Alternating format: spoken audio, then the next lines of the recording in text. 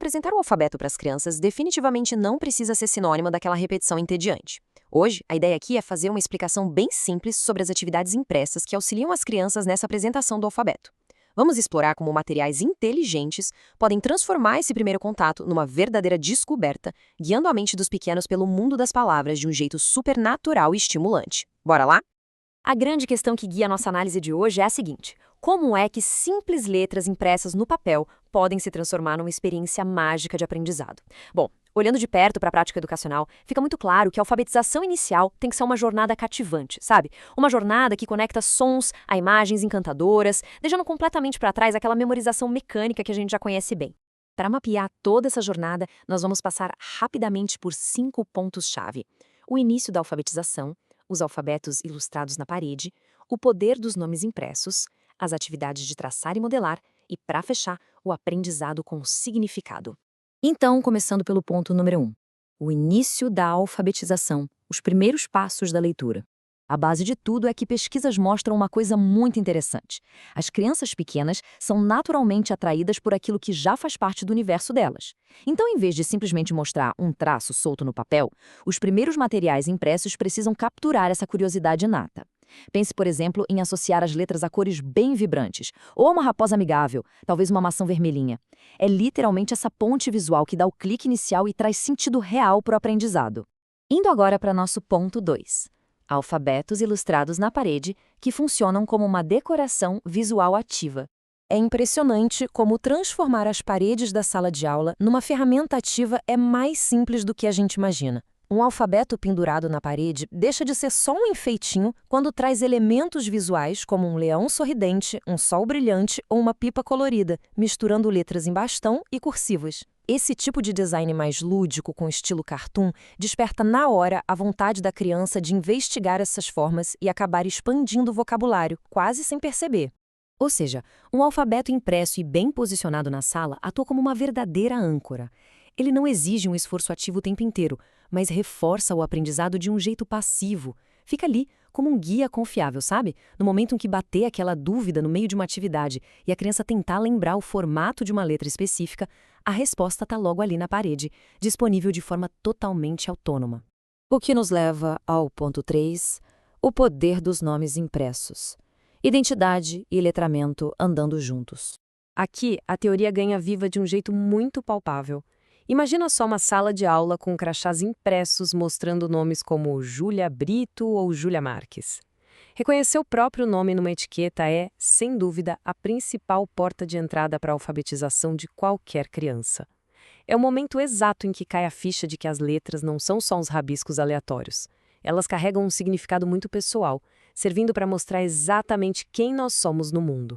E esse contato diário com uma sequência impressa de letras funciona como um grande quebra-cabeça que começa a fazer todo sentido.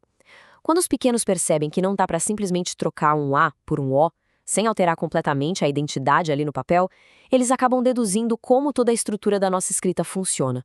E o mais legal é que eles transferem esse conhecimento depois para ler e decifrar palavras totalmente novas. Bom, o próximo passo lógico é dar movimento para tudo isso. Formar o próprio nome, como Isabela, usando letrinhas impressas e móveis, cria um ambiente incrivelmente ativo de resolução de problemas. A criança coloca a mão na massa mesmo. Ela constrói, desmonta, testa todas as hipóteses de como as palavras se formam, e tudo isso de um jeito super tátil e engajador. Vamos então para o ponto número 4. Atividades de traçar e modelar, unindo a integração motora e visual. É simplesmente fascinante ver como uma folha de papel comum pode virar uma experiência multissensorial completa. O processo é super prático. Primeiro, a letra é impressa num papel mais grossinho. Depois, a criança traça fisicamente as linhas pontilhadas dessa impressão. E, por fim, rola o uso de massinha ou de areia para modelar exatamente em cima daquele contorno impresso. É o movimento do corpo ajudando o cérebro a dar sentido ao traçado visual. E adicionar esses elementos táteis à impressão funciona como um verdadeiro acelerador do desenvolvimento cognitivo. Quando as crianças contornam essas letras impressas com a massinha, sentindo ali a textura, a coordenação motora fina vai lá em cima. Sem falar na construção de uma memória muscular fortíssima, né?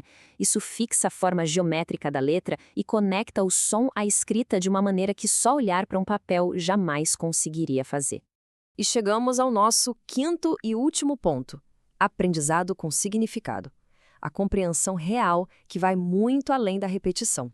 Olha só, o grande objetivo de todas essas atividades impressas definitivamente não é formar pequenos calígrafos. A ideia é atingir em cheio o que a nossa citação aqui destaca. Entender que as letras substituem os sons das palavras que pronunciamos. É aquele momento mágico, a tal da fonetização, quando a ficha finalmente cai e a criança descobre que aquele desenho abstrato no papel é exatamente a representação da voz dela falando. A gente sabe que contexto é absolutamente tudo na educação, não é mesmo? O contraste aqui é bem claro. De um lado, aquelas pilhas cinzentas e sem vida de fichas de repetição que só desestimulam e forçam uma cópia mecânica e super entediante. E do outro lado, as atividades impressas com significado real. Estamos falando de materiais super divertidos, contextualizados, cheios de cores e conectados a palavras de verdade. É isso que desperta aquele amor genuíno pela leitura.